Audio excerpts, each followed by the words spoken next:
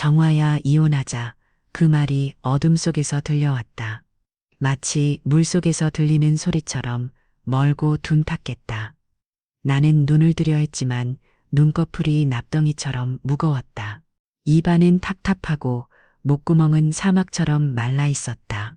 어디선가 빗빗빗하는 기계음이 규칙적으로 울려 퍼졌다. 심장 박동을 재는 기계 소리였다. 수술실에서 나온 지 얼마나 됐을까? 의식이 조금씩 돌아오면서 몸의 감각들이 하나둘 깨어났다. 등이 버근하고 목이 뻣뻣했다. 그리고 아랫배가 묵직하게 당겼다. 거질로 둘둘 감긴 수술 부위에서 둔한 통증이 파도처럼 밀려왔다. 정화야, 깼어? 재훈이의 목소리였다. 25년을 함께 산 남편의 목소리. 그런데 평소와 달랐다. 걱정보다는 피곤함이 더 묻어났고 다정함보다는 어떤 거리감이 느껴졌다. 나는 가까스로 눈을 떴다.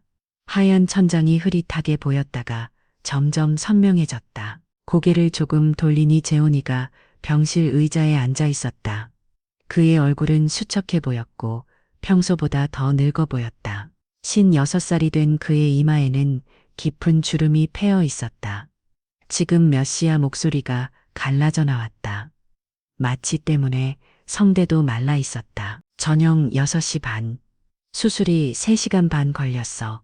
재훈이가 시계를 보며 대답했다. 의사 선생님이 성공적으로 끝났다고 하셨어. 재훈이 다른 곳으로 전이는 안 됐다고. 그는 마치 날씨를 설명하듯 담담하게 말했다. 안도의 기색이나 기품 같은 건 찾아볼 수 없었다. 목이 너무 말라. 아직 물 못 마셔. 내일 아침에 미움부터 조금씩 시작한다고 했어. 나는 천천히 몸을 움직여 봤다. 재훈이는 가만히 나를 지켜보고 있었다. 그런데 그의 눈빛이 평소와 달랐다. 뭔가 결심을 한 듯한 어떤 각오가 서린 표정이었다. 그런데 말이야.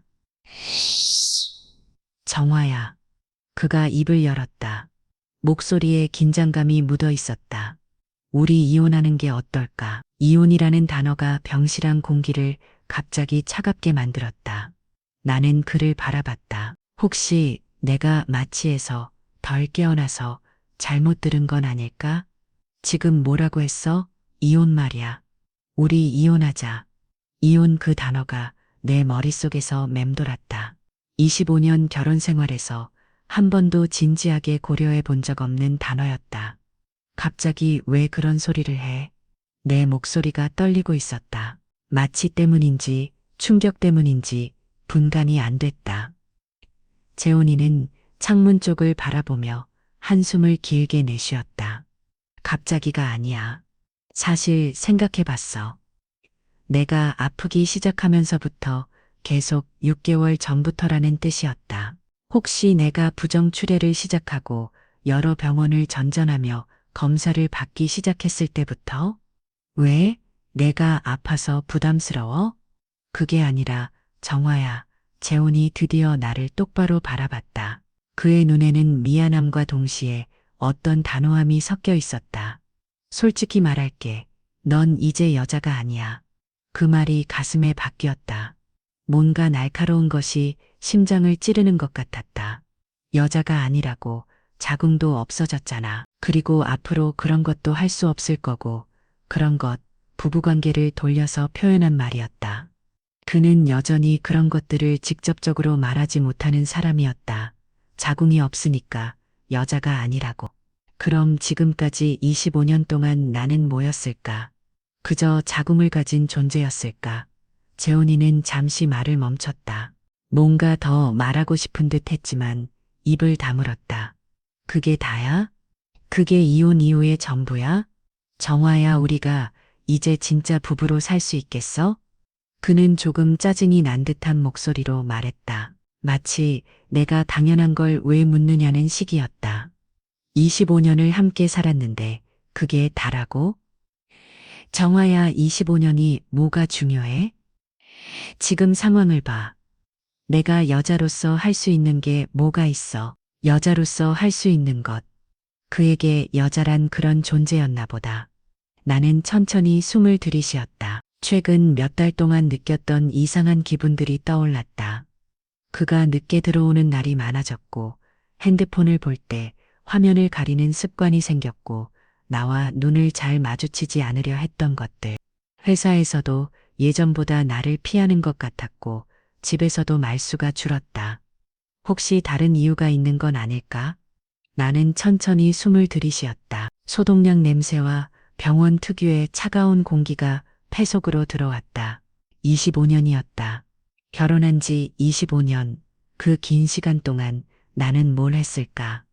신혼 때 그가 사업을 하겠다고 했을 때 나는 망설이지 않고 내 적금을 모두 털어서 투자했다. 작은 식품 유통업체였지만 그의 꿈이었다. 둘이서 작은 사무실을 얻고 밤 늦게까지 함께 일하며 회사를 키워갔다.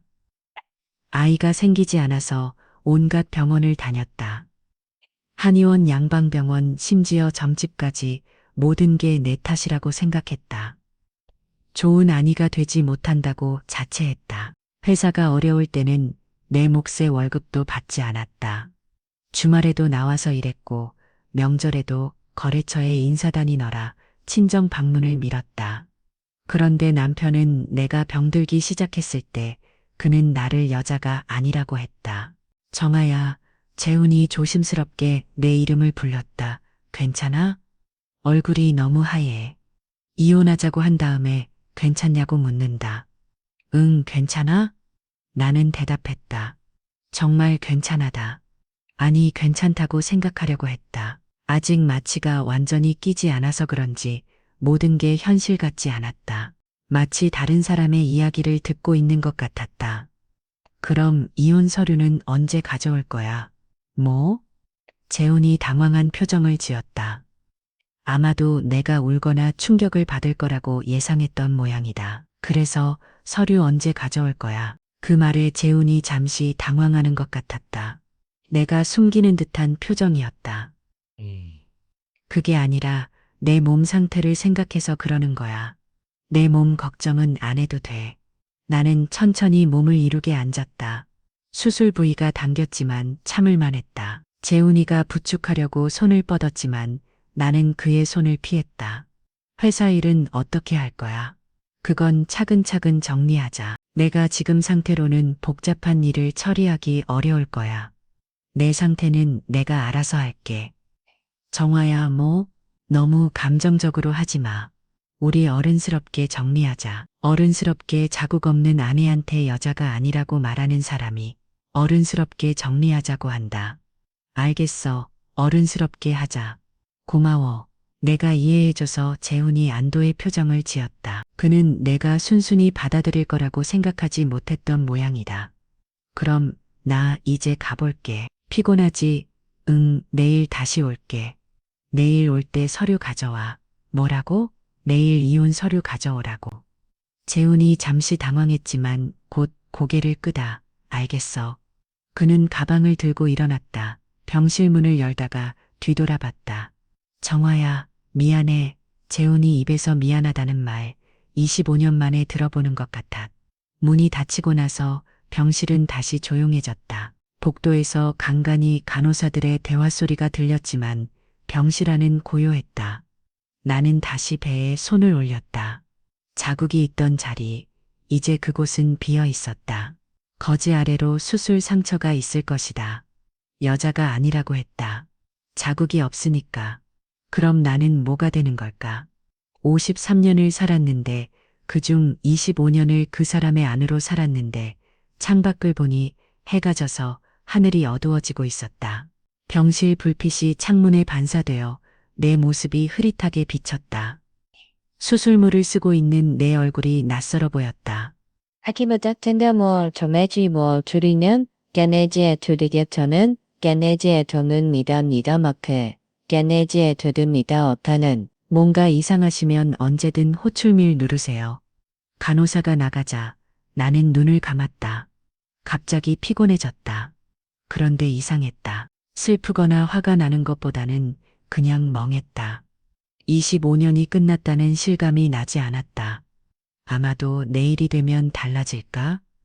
아니면 모레가 되면 나는 그렇게 생각하며 잠에 빠져들었다.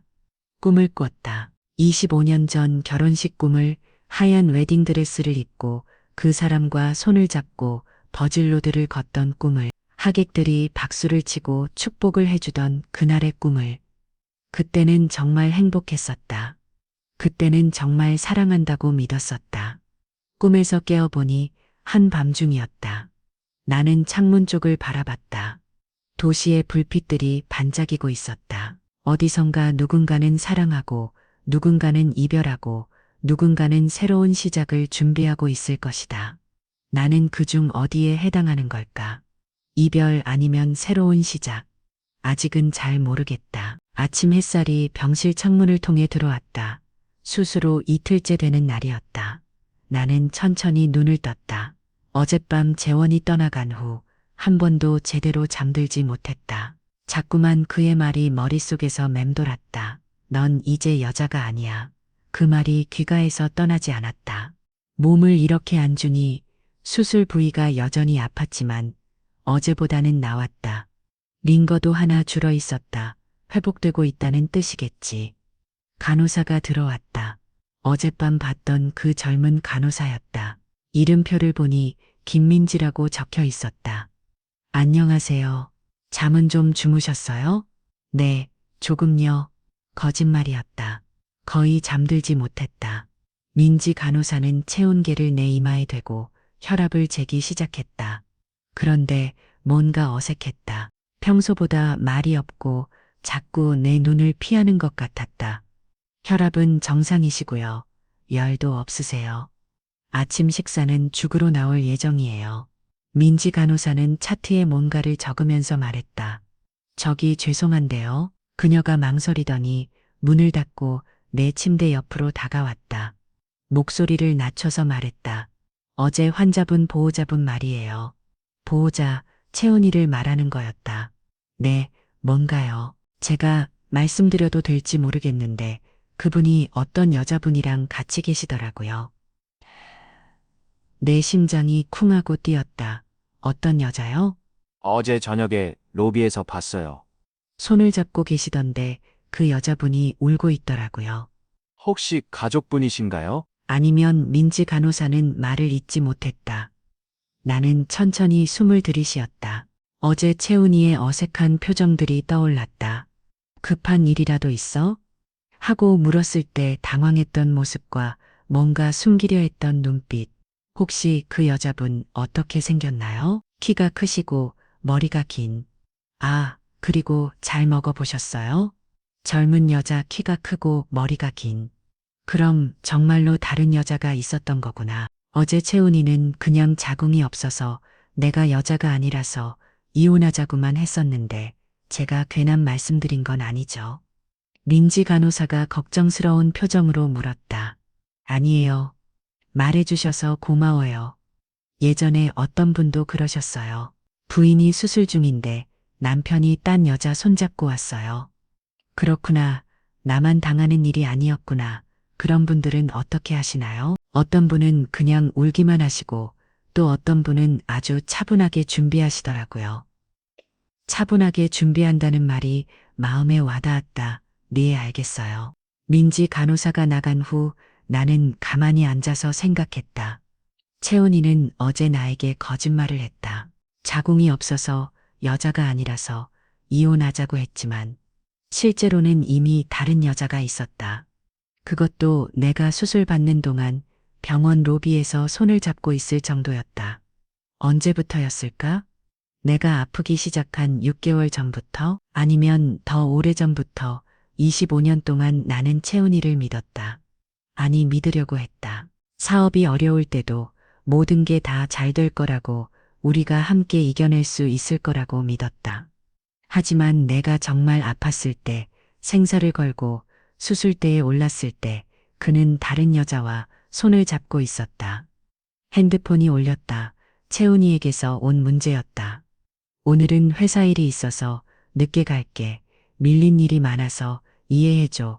회사 일이라고 했다. 하지만 아마도 그 여자와 만날 약속이 있는 거겠지. 나는 핸드폰을 내려놓고 다시 생각했다.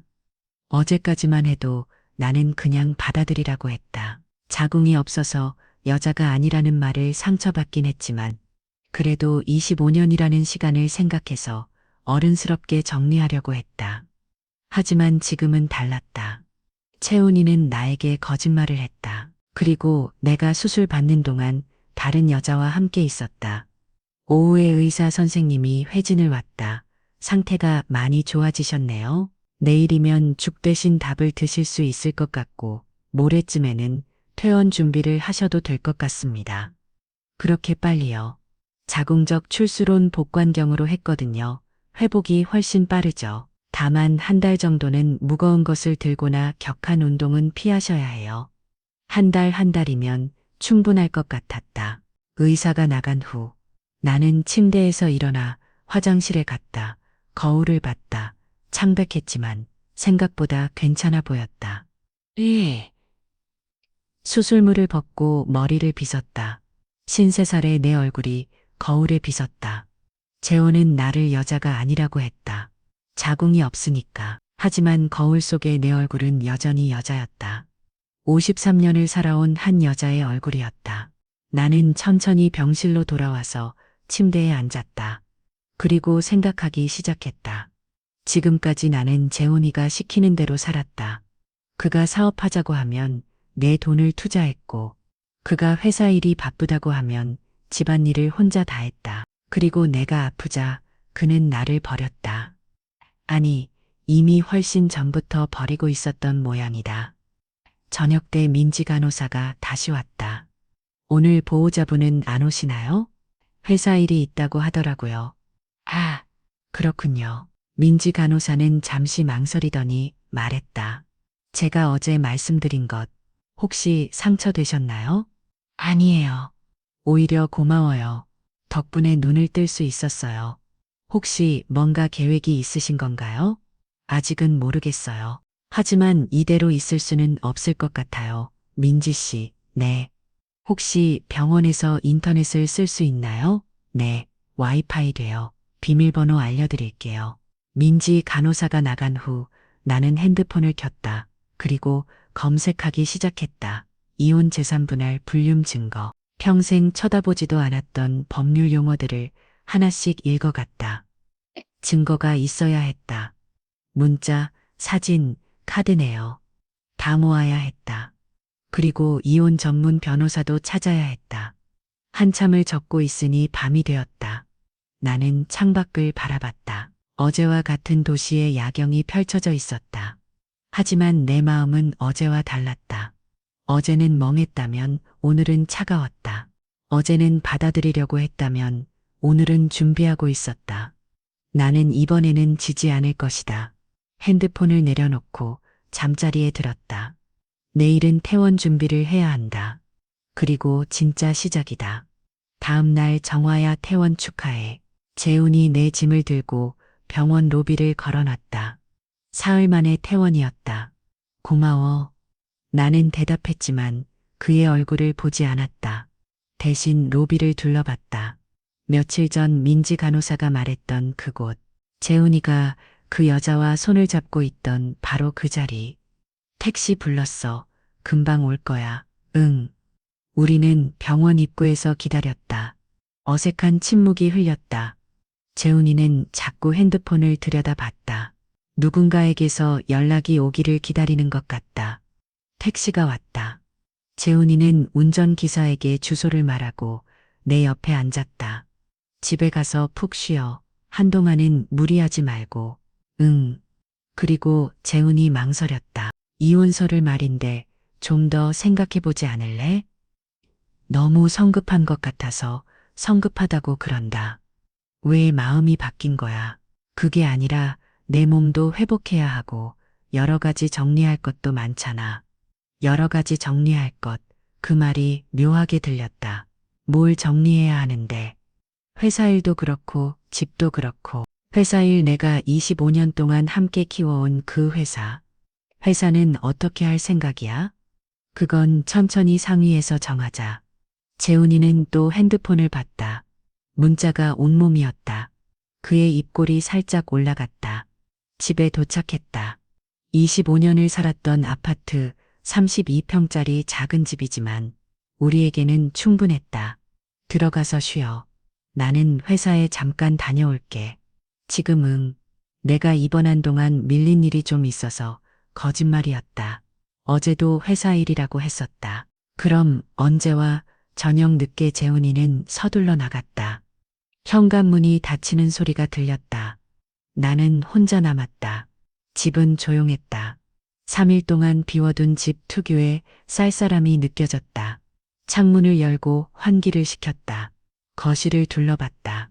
우리가 함께 고른 소파, 함께 본 TV에 함께 찍은 사진들이 걸려있는 벽면. 모든 게 그대로였다. 하지만 뭔가 달랐다. 아니, 내가 달라진 건가? 나는 부엌으로 갔다. 냉장고를 열어봤다. 우유가 상이 있었고 야채도 시들어 있었다. 재훈이는 3일 동안 집에서 밥을 먹지 않았나 보다. 그럼 어디서 먹었을까? 그 여자와 침실로 갔다. 침대는 정리되어 있지 않았다. 그 순간 머릿속에서 스물스물 어떤 생각이 떠올랐다. 혹시 그 여자가 여기에 다녀간 건 아닐까? 나는 천천히 침실을 살펴봤다. 베개도 한쪽으로 치우쳐져 있었고 이불도 구겨져 있었다. 평소 재훈이가 잠들기 전 모습과는 달랐다. 화장대 위에는 내 화장품들만 있었다. 서랍을 열어봤다. 내 속옷들만 있었다. 다행히 다른 여자의 흔적은 없었다. 재훈이의 옷장을 열어봤다. 평소보다 옷이 적었다. 양복 2벌이 없었고 와이셔츠도 몇 개 빠져 있었다. 혹시 어디 가방에 챙겨둔 건 아닐까? 나는 재훈이의 서랍을 열어봤다. 양말 속옷들 사이에서 뭔가 반짝이는 게 보였다. 작은 상자였다. 열어봤다. 목걸이였다. 여자용 목걸이, 그것도 비싸 보이는 내 거였을까? 아니었다. 내가 이런 걸 받은 기억이 없었다. 그럼 누구를 위한 건가? 손이 떨렸다. 이제 확실해졌다. 정말로 다른 여자가 있었다. 나는 손이 떨렸지만 그 상자를 다시 닫고 조심스레 넣었다. 그런데 가만히 있을 수 없었다. 그 순간부터는 마치 자동처럼 손이 움직였다. 서랍, 옷장, 가방 속 어딘가에 더 있을 것 같았다. 아니, 있어야만 했다. 신용카드 명세서가 있었다. 지난달 것이었다. 훑어봤다. 평소와 다른 지출이 보였다. 레스토랑 결제가 많았다. 그것도 비싼 곳들. 우리가 함께 간 곳이 아니었다. 내가 병원을 다니기 시작한 후에 날짜들이었다. 꽃집 결제도 있었다. 나는 꽃을 받은 적이 없었다. 호텔 결제도 있었다. 심장이 뛰기 시작했다. 이제 의심이 아니라 확신이 되었다. 나는 명세서를 사진으로 찍었다. 그리고 다시 제자리에 놓았다. 다른 증거도 찾아봤다. 재훈이의 옷주머니, 가방 안 책상 서랍까지. 하지만 더 이상 뚜렷한 흔적은 없었다. 부엌으로 돌아와서 물을 마셨다. 목이 말랐다. 재훈이가 나에게 거짓말을 하고 있었다. 자궁이 없어서 여자가 아니라서 이혼하자고 했지만 실제로는 이미 다른 여자가 있었다. 그 여자를 위해 비싼 목걸이를 사고 좋은 레스토랑에서 식사하고 호텔까지 다녔다. 내가 암 수술을 받는 동안 분노가 치밀어 올랐다. 하지만 동시에 이상한 해방감도 느껴졌다. 이제 확실해졌으니까 나는 거실로 나와서 음악을 틀었다. 오랜만에 듣는 음악이었다. 병원에서는 늘 조용했었으니까. 그리고 춤을 췄다. 혼자서 거실에서 25년 만에 처음으로 내가 하고 싶은 대로 몸을 움직였다. 아무도 보지 않았다. 아무도 뭐라고 하지 않았다. 몸은 여전히 아파지만 그 통증이 오히려 날 깨워주는 것 같았다. 그래, 나 아직 살아있구나. 그게 분명히 느껴졌다. 나는 여자가 아니라고. 혼자 말이 나왔다. 그럼 내가 뭐든 될 수 있다는 뜻이네. 음악이 끝났다. 나는 소파에 앉아서 생각했다. 이제 뭘 해야 할까? 재훈이는 내가 순순히 이혼에 응할 거라고 생각하고 있다. 25년 동안 그랬듯이. 하지만 이번에는 다르다. 나는 핸드폰을 켰다. 인터넷에서 이혼 전문 변호사를 검색했다. 서울에 있는 법률 사무소들이 나왔다. 남의 일이라 생각했던 검색어들을 하나씩 쳐봤다. 이혼 전문 변호사, 불륜 조사. 내가 이걸 검색하고 있다는 게 이상하게 낯설지 않았다. 하나씩 전화번호를 메모했다. 내일 연락해볼 생각이었다. 저녁이 되었다. 재훈이에게서 문자가 왔다. 늦어질 것 같아. 먼저 자. 내일 이야기하자. 내일 이야기하자고. 무슨 이야기를 할 건지 뻔했다. 또 이혼 서류 이야기겠지. 나는 배달 음식을 시켜 먹었다. 오랜만에 혼자 먹는 식사였는데 외롭지 않았다. 오히려 편했다. 밤 11시가 되어서야 재훈이가 들어왔다. 술 냄새가 났다. 아직 안 잤어? 응. 몸은 어때? 아픈 데 없어? 괜찮아. 재훈이는 침실로 들어가서 옷을 갈아입었다. 그리고 거실로 나와서 내 옆에 앉았다. 정아야, 응. 이혼 서류 말인데 언제 가져올 거야? 재훈이가 당황했다. 아마 내가 다시 반대할 거라고 생각했나 보다. 정말로 괜찮아? 후회 안 할 거지? 말끝이 살짝 떨렸다. 자신도 이 상황이 예상 바뀐 것 같았다. 후회 알게 뭐가 있어? 나는 그를 똑바로 바라봤다. 25년 동안 당신이 원하는 대로 살았어. 이제는 내가 원하는 대로 살고 싶어. 그게 무슨? 내일 서류 가져와. 빨리 정리하자. 재훈이는 뭔가 더 말하려다가 그만뒀다. 알겠어. 내일 변호사한테 연락해 볼게. 그래, 재훈이가 침실로 들어갔다. 나는 거실에서 조금 더 있었다. 창밖을 봤다. 도시의 불빛들이 반짝이고 있었다. 내일부터 진짜 시작이다. 그 여자가 누구인지 알아내고 증거를 더 모으고 변호사를 만나고 재훈이가 절대 예상하지 못할 일을 해보겠다. 나는 몸을 아주 작게 움직였다. 마치 혼자만 아는 리듬에 맞춰 조용히 아무 말 없이 누가 볼까봐 움직했던 몸이 지금은 전혀 신경 쓰이지 않았다. 25년 만에 내가 나한테 허락한 시간이었다. 그 순간 웃음이 났다. 아주 오래간만에 느끼는 내 몸의 자유였다. 하지만 내 마음 속에서는 큰 음악이 울리고 있었다. 새로운 시작의 음악이 퇴원한 지 일주일이 지났다. 재훈이는 매일 아침 일찍 나가서 밤 늦게 들어왔다. 회사 일이 밀렸다는 핑계였지만 이제 나는 그 진짜 이유를 침착하고 있었다. 정화야, 오늘도 늦을 것 같아. 아침 식사를 하면서 재훈이가 말했다. 또 능세 프로젝트 때문에 정신없어. 새 프로젝트, 그것도 핑계겠지. 그럼 나도 회사에 나가볼까? 재훈이의 수저가 멈췄다. 뭐 회사 말이야. 일주일째 집에만 있으니까 답답해서 아직 몸이 완전히 회복 안 됐는데 무리하지 마. 의사 선생님이 일상생활은 괜찮다고 했어. 그래도 재훈이가 망설였다. 뭔가 곤란해하는 표정이었다.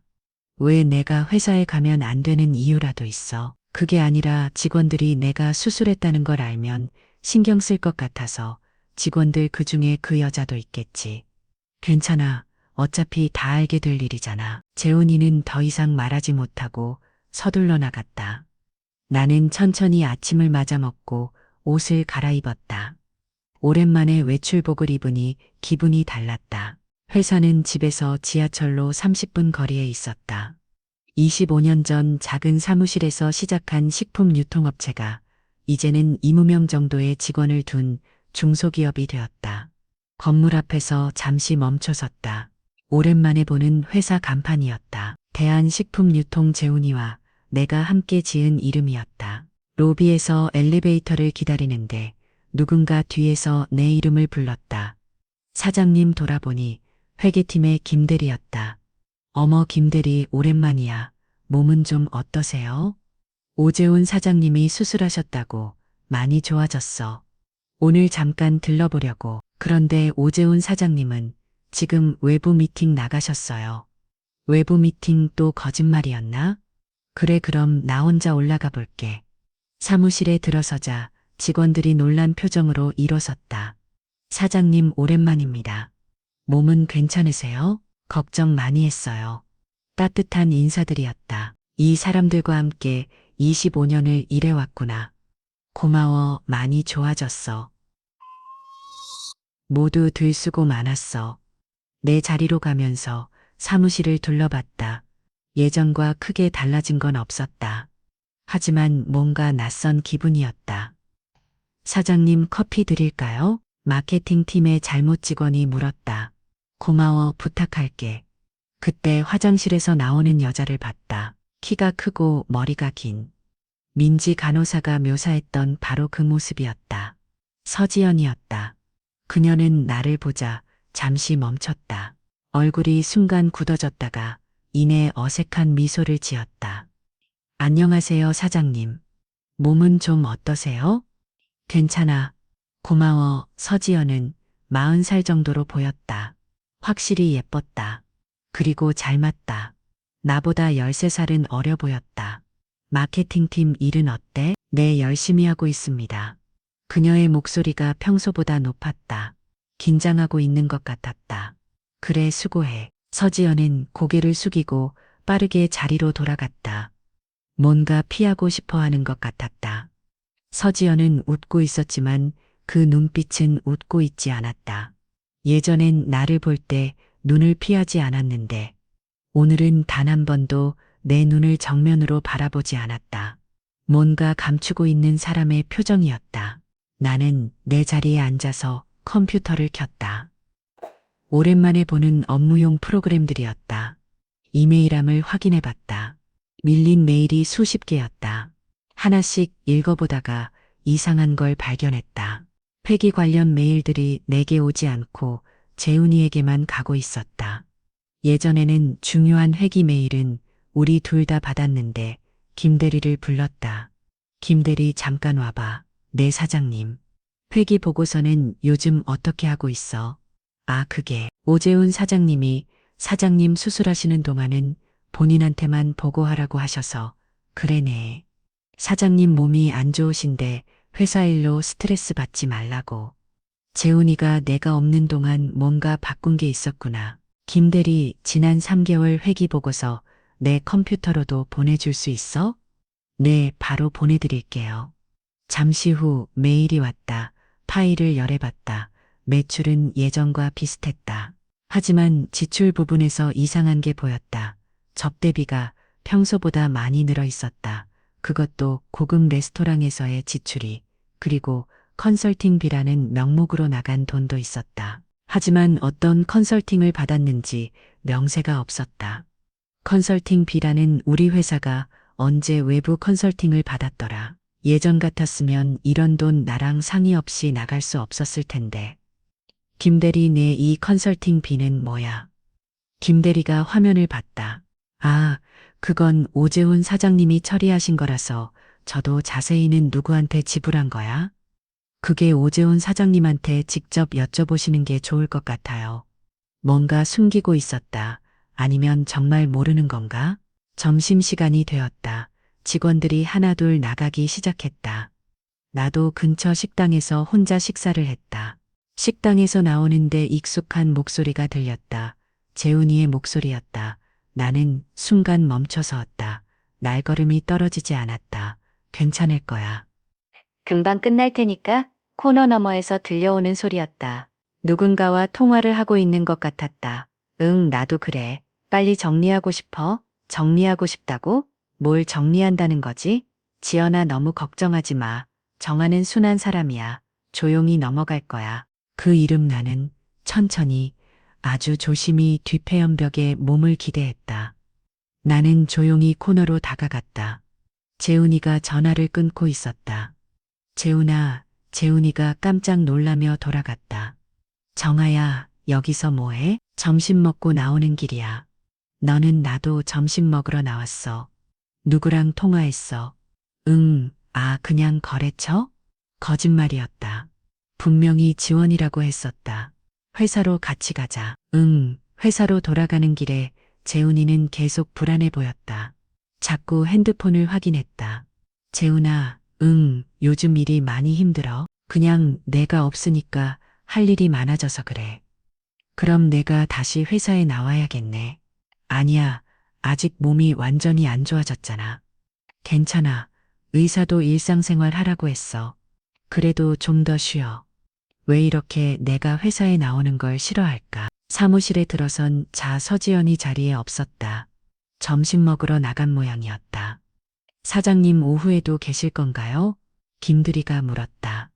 아니, 곧 갈 거야. 혹시 회기 관련해서 더 궁금한 게 있으시면 말씀해 주세요. 고마워. 그런데 김두리, 네. 오재훈 사장님이 요즘 회사에서 자주 늦게까지 계셔? 김두리가 잠시 망설였다. 글쎄요. 가끔 늦게까지 계시긴 하는데 혼자? 아, 그건 잘 모르겠어요. 김두리도 뭔가 알고 있는 것 같았다. 하지만 말하지 않았다. 나는 가방을 챙겼다. 더 이상 여기 있어도 알아낼 수 있는 건 없을 것 같았다. 먼저 가볼게. 네, 조심히 가세요. 회사를 나오면서 재훈이에게 말했다. 나 먼저 가. 응, 집에서 봐. 엘리베이터를 기다리는데 서지연이 점심을 먹고 돌아왔다. 나와 마주치자 또 어색한 표정을 지었다. 사장님 벌써 가세요? 응, 몸조리 잘하세요? 고마워. 엘리베이터 문이 닫히기 전까지 서지연은 나를 계속 지켜봤다. 뭔가 불안해하는 표정이었다. 집에 돌아와서 나는 오늘 있었던 일을 정리했다. 서지연의 어색한 반응, 재훈이의 전화통화, 바뀐 회기보고 책에 의심스러운 지출 내역. 하나하나는 확실한 증거가 아니었다. 하지만 모든 게 한 방향을 가리키고 있었다. 재훈이와 서지연 사이에 뭔가 있다는 것을 이제 믿기로 했다. 더 이상은 아닐 수도란 말로 내 마음을 속이지 않기로. 내일은 변호사 사무실에 전화를 건다. 내 인생을 내가 지키기 위해서 저녁에 재훈이가 들어왔다. 오늘 회사에서 어땠어? 괜찮았어. 직원들이 반가워하더라. 그래, 다들 걱정 많이 했을 거야. 응. 그런데 재훈아. 응. 이혼 서류는 언제 가져올 거야? 재훈이가 당황했다. 아직 변호사랑 상의 중요하. 그래, 나도 변호사 만나봐야겠네. 뭐? 나도 변호사 선임해서 제대로 하자. 재훈이의 얼굴이 굳어졌다. 굳이 그럴 필요까지야. 필요해. 25년 결혼 생활을 정리하는 거잖아. 정화야, 우리 원만하게 하자고 했잖아. 원만하게 하려면 더욱 제대로 해야지. 재훈이는 더 이상 말하지 못했다.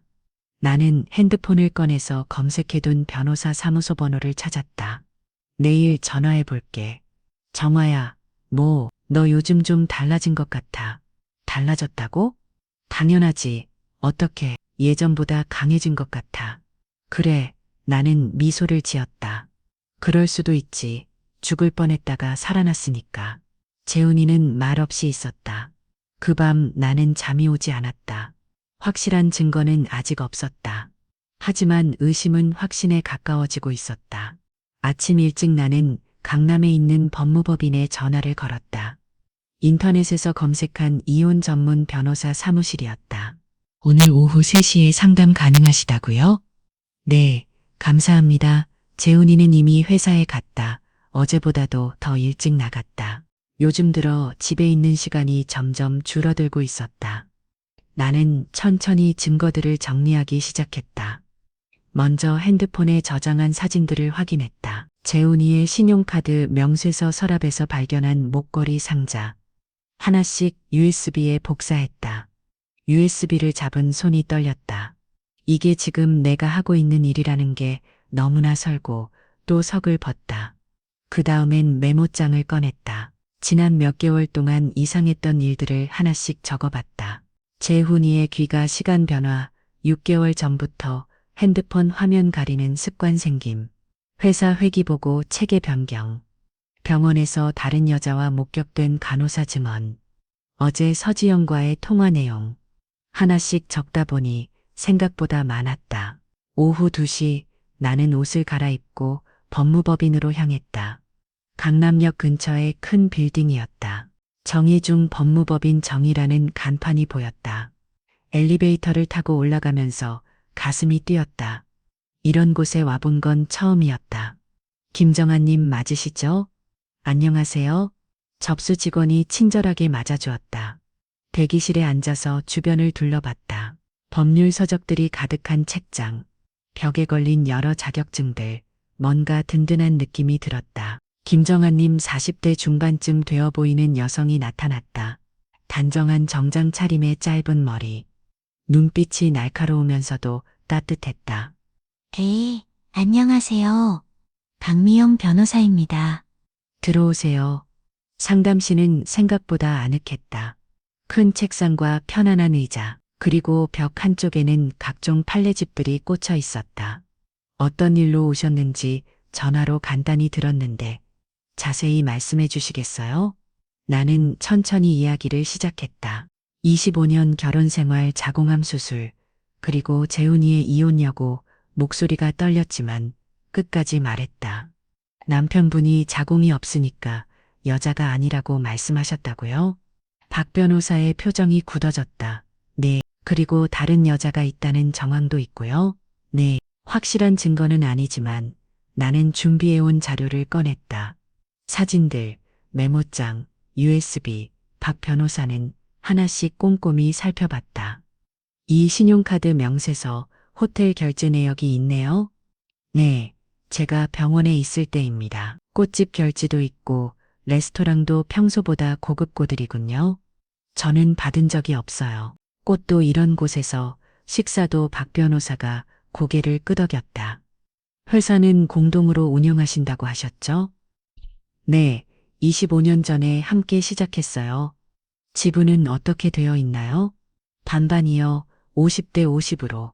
그럼 법적으로는 공동 대표식은요. 박 변호사가 메모를 하더니 나를 바라봤다.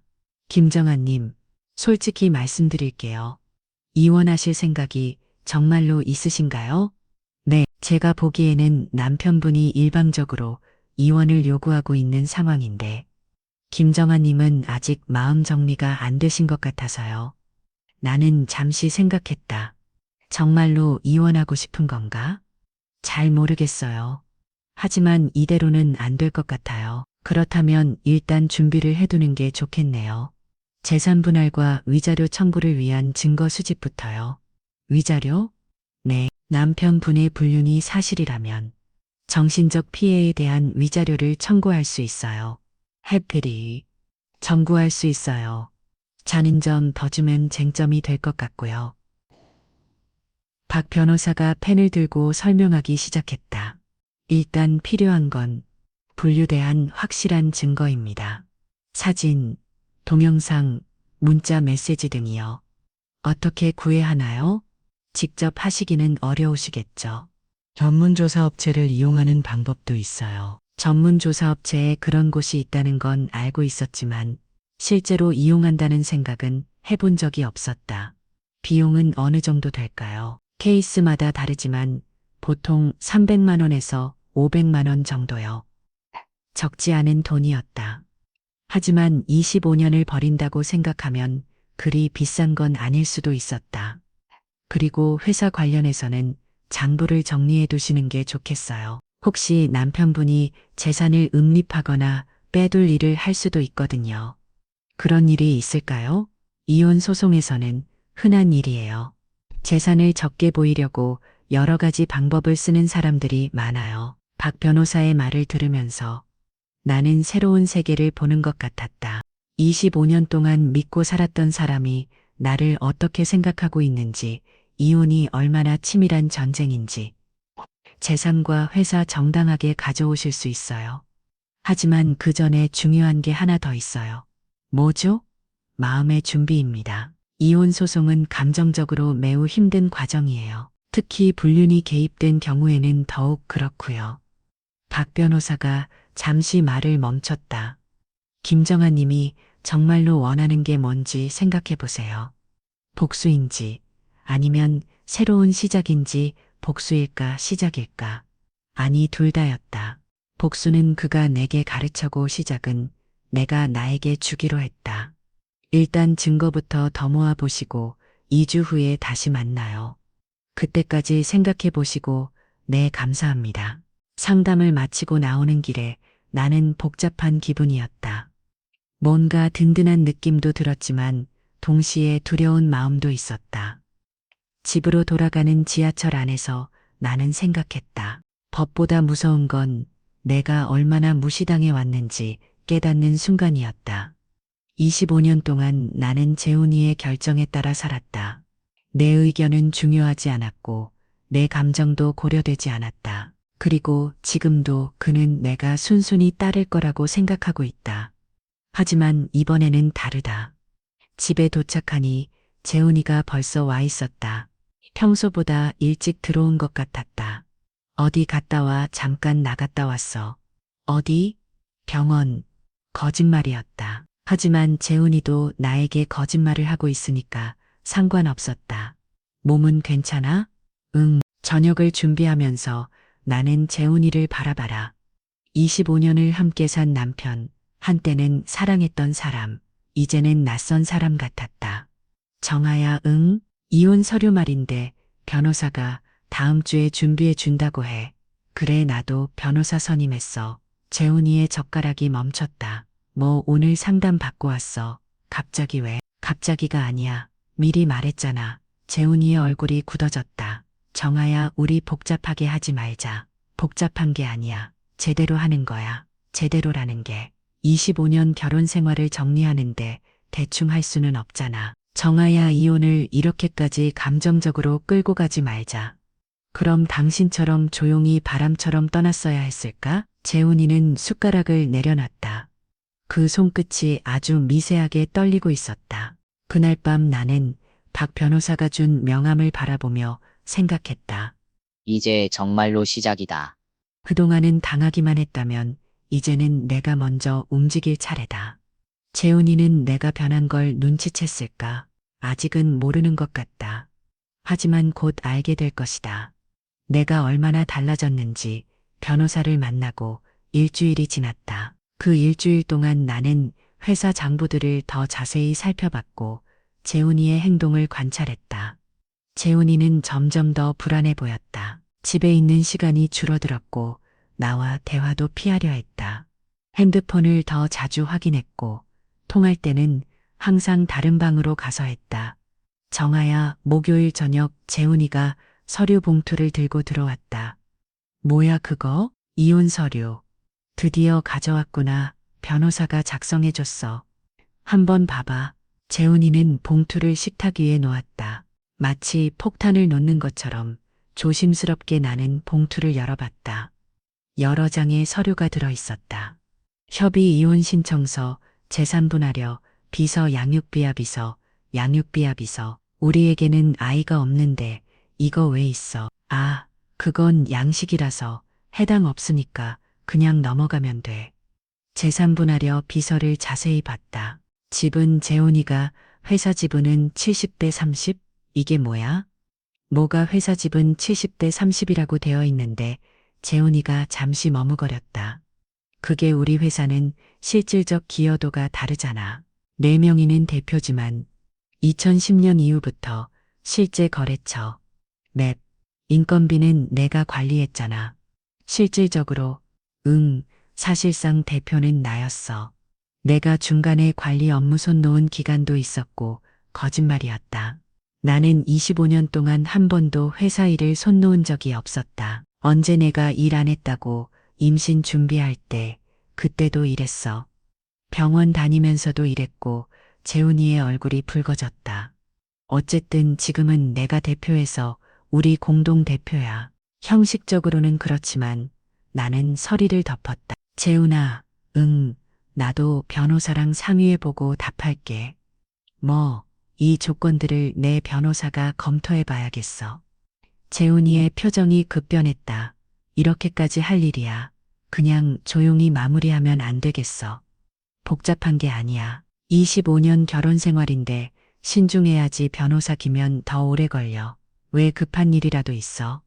그 말에 재훈이가 움직였다. 질질 끌면 피곤하잖아. 서로 깔끔하게 마무리하자고. 서로한테 아니면 재훈이한테만 좋은 건가? 내일 변호사 선생님께 보여드릴게요. 정화야 뭐? 너 정말 변했다. 어떻게?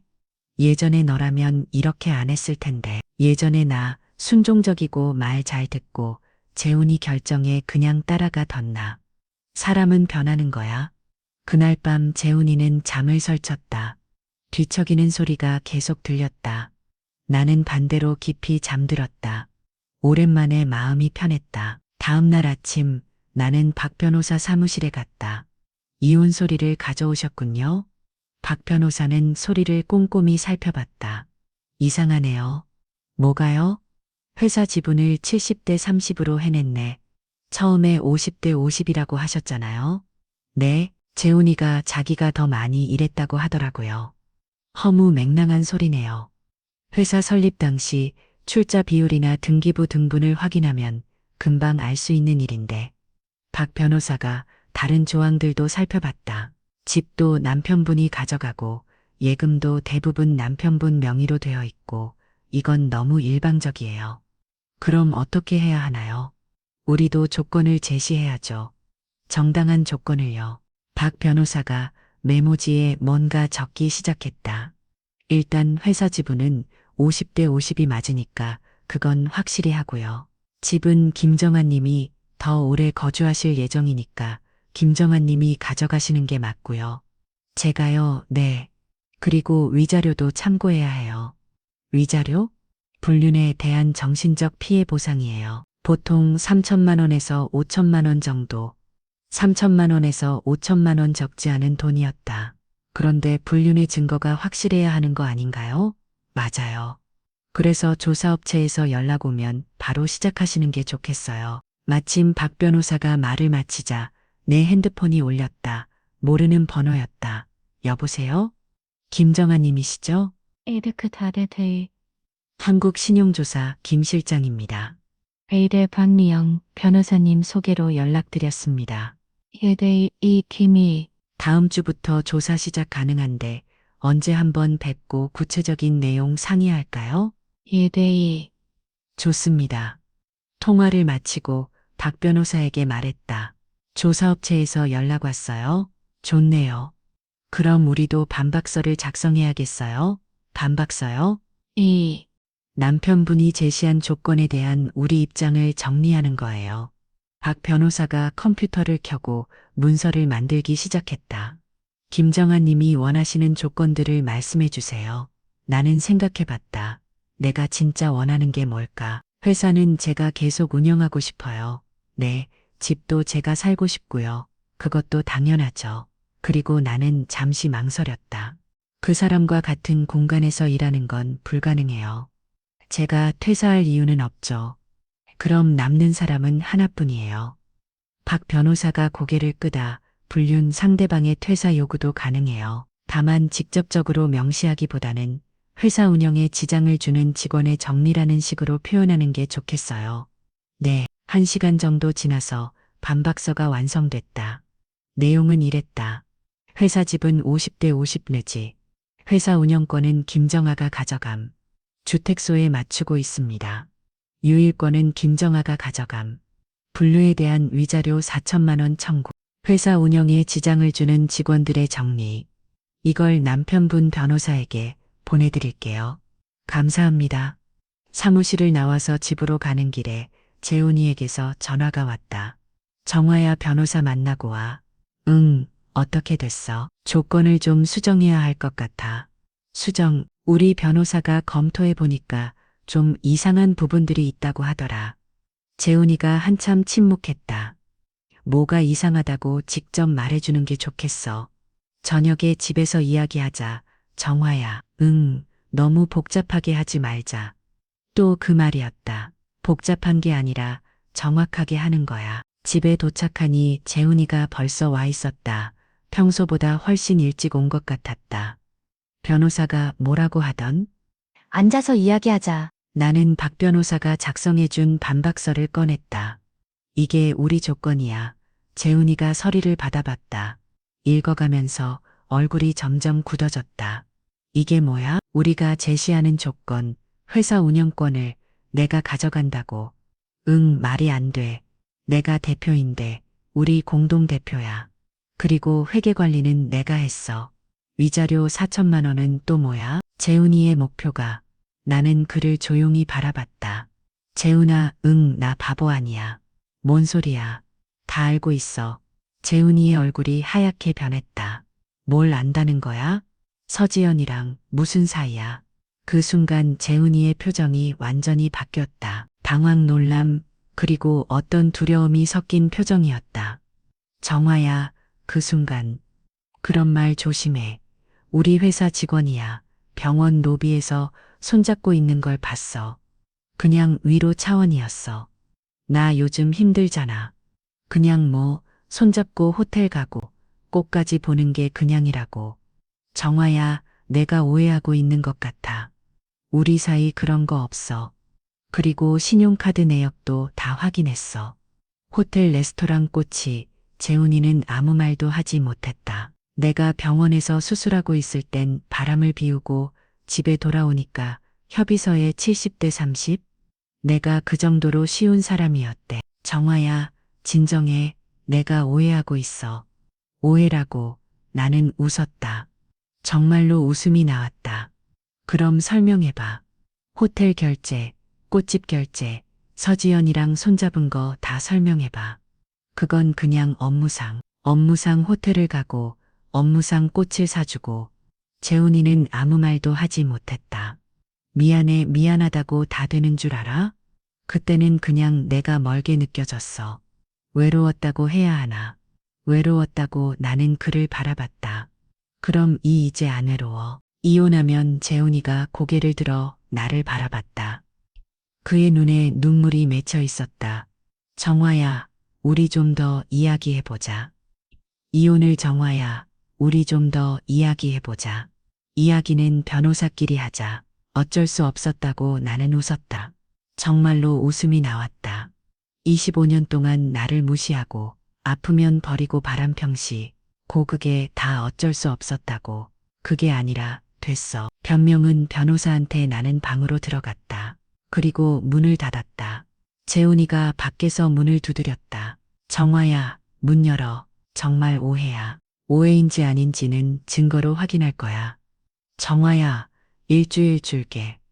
일주일 후에 답 들려야 해. 정화야, 일주일 줄게. 일주일 후에 답 들려줘. 내 조건 받아들일지 말지만 그날 밤 재훈이는 거실에서 잤다. 나는 침대에 누워서 천장을 바라봤다.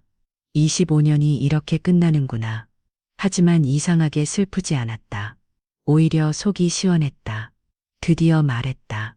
드디어 내 조건을 제시했다. 재훈이는 끝까지 부인했지만 나는 이미 확신하고 있었다. 이제 확실한 증거만 잡으면 된다. 그리고 내일부터는 진짜 감시가 시작될 거다. 그들이 어떻게 움직이는지, 어디서 만나는지 모든 걸 기록할 것이다. 재훈이에게 조건을 제시한 지 4월이 지났다. 그 4월 동안 재훈이는 더욱 조심스럽게 행동했다. 핸드폰을 더 자주 확인했고, 통화할 때는 항상 밖으로 나가서 했다. 정화야, 나 회사 가야겠어. 목요일 아침 재훈이가 서둘러 나갔다. 평소보다 30분 일찍이었다.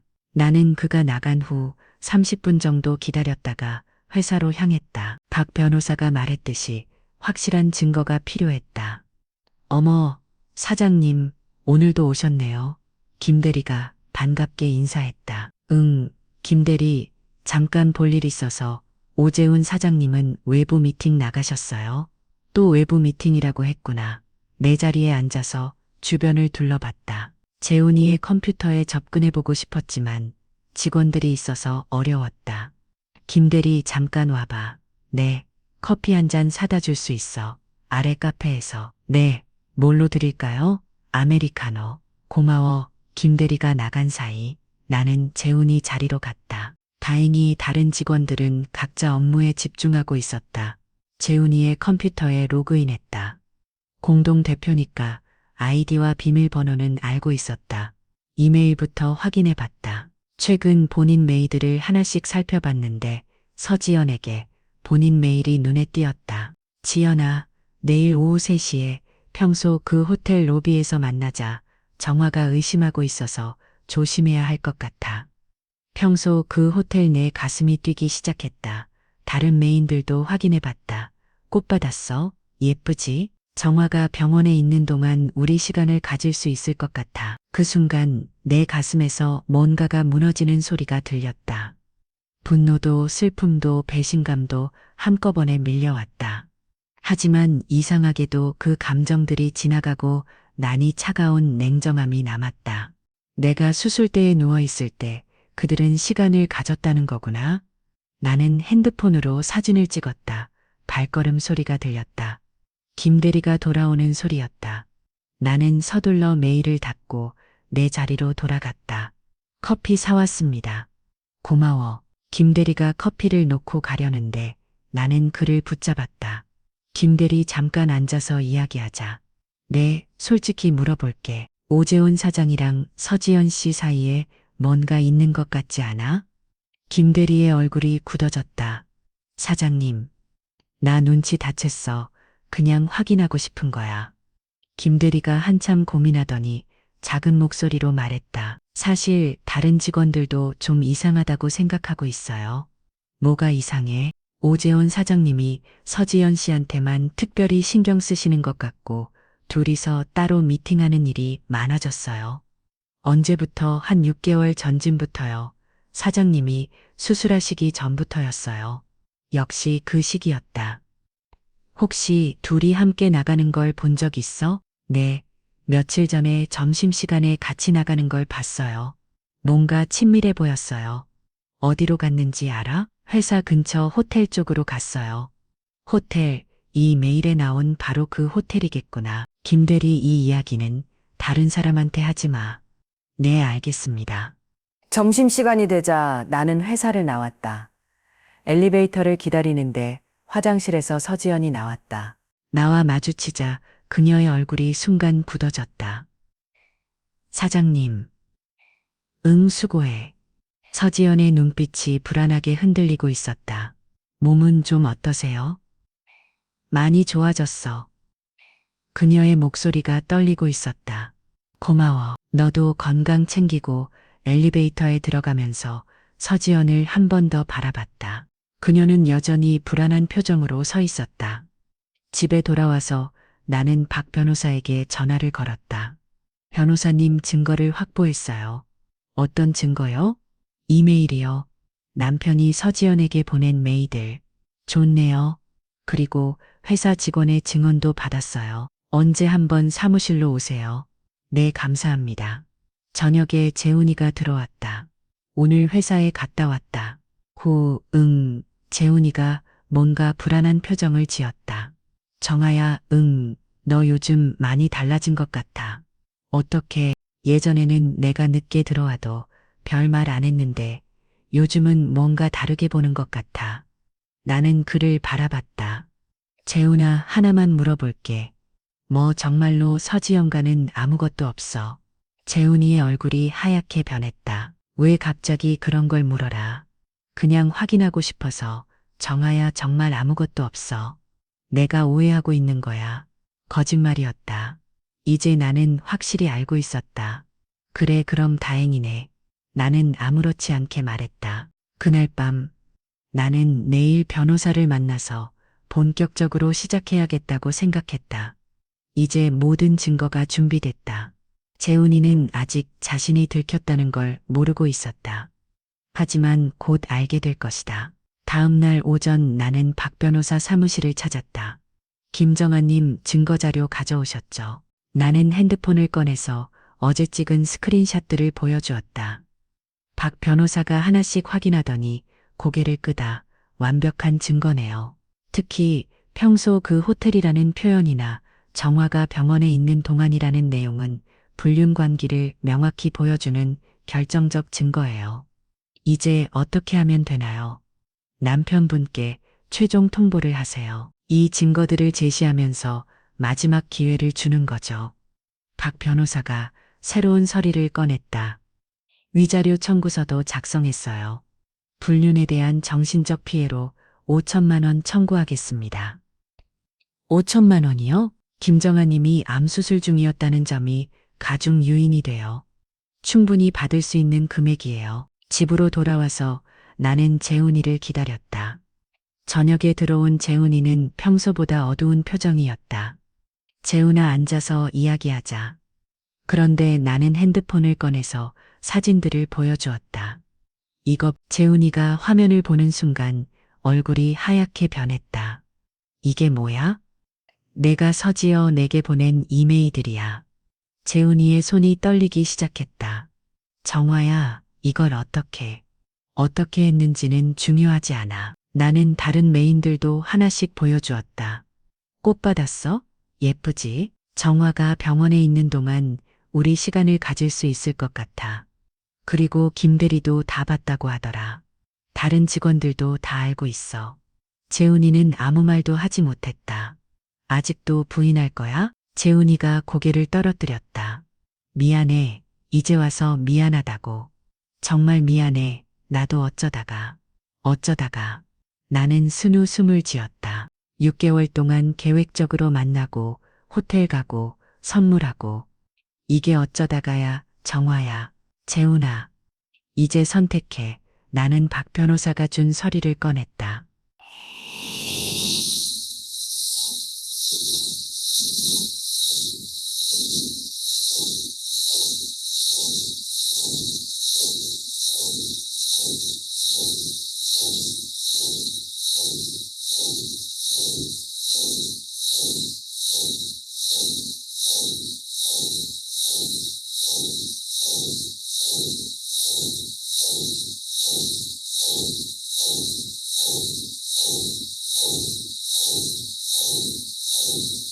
내 조건을 받아들이든지 아니면 법정에서 이 모든 걸 공개하든지. 재훈이가 서리를 보더니 한숨을 쉬었다. 5천만 원? 불륜대한 정신적 피해 보상이야. 너무 많은 것 같은데. 많다고. 25년 결혼 생활과 내가 받은 상처에 비하면 적은 거야. 회사 운영권은 정말 힘들 것 같아. 그럼 천천히 인수인계 하면 되잖아. 정화야, 지금 협상을 상원이 아니야. 내 목소리가 다녀졌다. 법정에 가면 이 모든 증거들이 공개되고 회사 평판도 망가져. 그리고 위자료는 더 많이 받을 수도 있어. 재훈이가 들고 있던 물컵이 미세하게 흔들렸다. 손이 떨리고 있었다. 그리고 하나 더. 서지연은 회사에서 나가야 해. 이건 협상 불가야. 정화야, 내가 그 사람이랑 같은 공간에서 일할 수 없어. 당연한 거잖아. 재훈이가 고개를 끄다. 48시간 줄게. 48시간 이틀 후까지 결정해. 내 조건 받아들일지, 법정에서 싸울지. 너무 급하지 않아? 6개월 동안 바람 피울 때는 안 급했으면서 재훈이는 더 이상 말하지 못했다. 그날 밤 재훈이는 거실 소파에서 잤다. 나는 침대에 누워서 생각했다. 사연 답을 시간 후 매년 모든 게 결정된다. 25년 결혼 생활의 마지막 사연 납의 시간이 시작됐다. 사연 납의 시간이 지났다. 토요일 저녁 재훈이가 나에게 다가왔다. 정화야, 결정했어? 재훈이가 고개를 끄다. 내 조건을 받아들일지, 그게 모든 조건. 응, 위자료 5천만 원 회사 운영권 집, 모든 거. 재훈이의 목소리는 지쳐 있었다. 그리고 서지연은 회사 그만둔다고 했어. 언제? 다음 주까지. 나는 고개를 끄다. 변호사 통해서 정식으로 진행하자. 알겠어. 그 중에 내 이혼 절차가 진행됐다. 변호사가 모든 걸 처리해줬다. 재산 분할여 비서 위자료 지급각서, 회사 지분 이전 서류, 25년 결혼 생활이 서류 몇 장으로 정리됐다. 목요일 서지연이 회사를 떠났다. 나는 그날 회사에 가서 직원들에게 인사했다. 앞으로 제가 회사를 운영하게 됐습니다. 많이 도와주세요. 내 사장님 직원들의 목소리가 밝았다. 그들도 새로운 시작을 반기는 것 같다. 김들이 고마웠어. 뭐가요? 진실을 말해줘서. 김들이가 미소를 지었다. 사장님이 행복하셨으면 좋겠어요. 2주 후 이혼이 정식으로 성사됐다.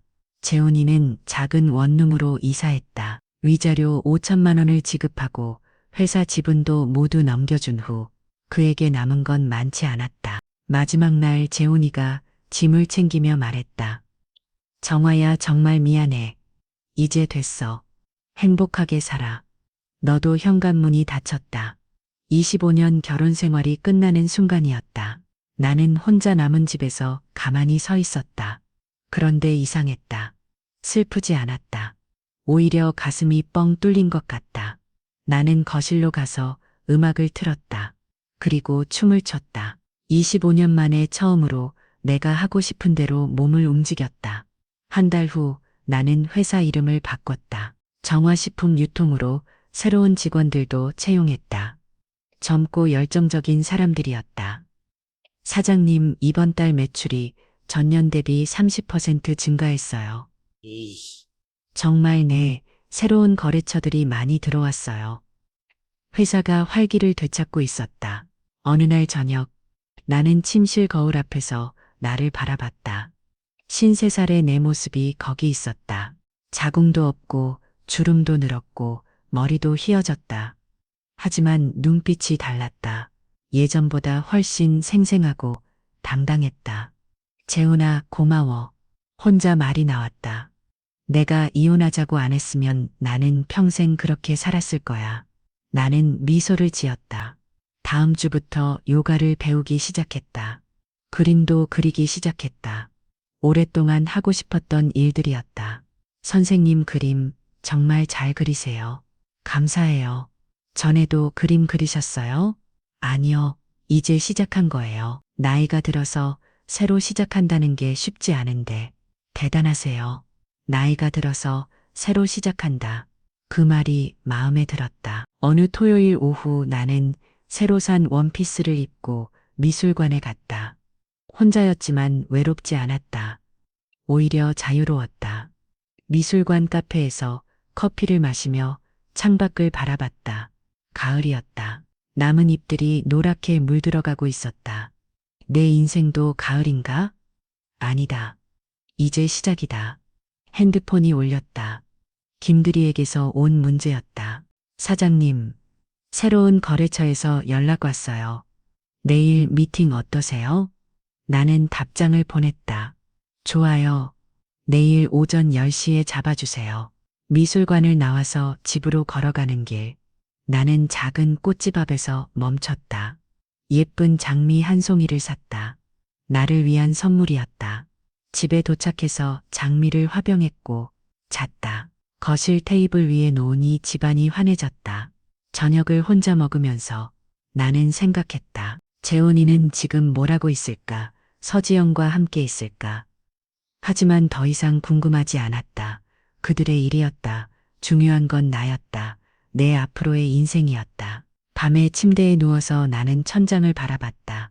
여자가 아니라고 혼자 말이 나왔다. 그럼 나는 뭐가 됐을까? 대답은 금방 떠올랐다. 나 자신이 됐다. 53년 만에 처음으로 자궁이 없어도, 나이가 들어도, 혼자여도 나는 완전한 사람이었다. 그리고 내 인생의 주인공이었다. 다음 주 어려우니 나는 새로운 프로젝트를 시작했다. 인터넷 쇼핑몰이었다. 사장님, 정말 하실 건가요? 왜 안 될 이유가 또 있어? 나이가 많이 죄송해요. 나이가 뭐, 53살이면 아직 잘 먹. 그리고 정말로 잘 먹다. 마음만큼은 6개월 후 회사는 전년 대비 2배로 성장했다. 인터넷 쇼핑몰도 성공적으로 런칭됐다. 어느 날 길에서 재훈이와 마주쳤다. 정아야, 안녕. 재훈이는 많이 늙어 보였다. 옷차림도 예전만 못했다. 잘 지내? 응. 너는 그냥 그럭저럭. 우리는 잠시 서서 서로를 바라봤다. 정아야, 너 정말 달라졌다. 어떻게 밝아졌어? 예뻐졌고 나는 미소를 지었다. 고마워.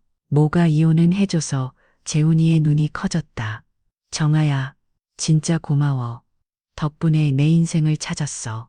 나는 가볍게 손을 흔들고 걸어갔다. 뒤돌아보지 않았다. 앞만 보고 걸었다. 저녁에 집에 돌아와서 나는 일기를 썼다.